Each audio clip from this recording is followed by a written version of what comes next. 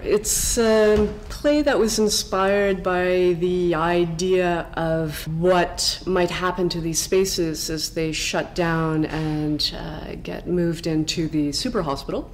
These buildings that have figured prominently in all of our lives, either in terms of our having been healed in them or born in them or watching a loved one die in them.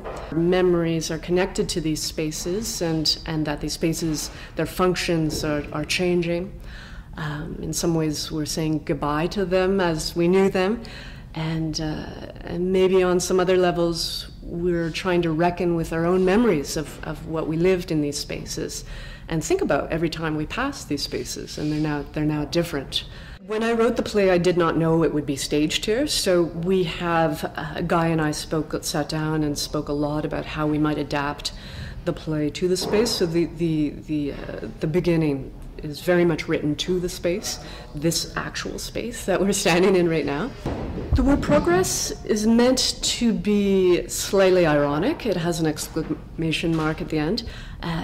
In my mind, the Royal Vic came into being at a moment in time, the late 1800s, where Montreal really was establishing itself and really was exhibiting all kinds of examples of progress, and that meant civic responsibility, of which I see this hospital as being an example too, that it was part of its original mandate was to take care of Montrealers regardless of creed or class.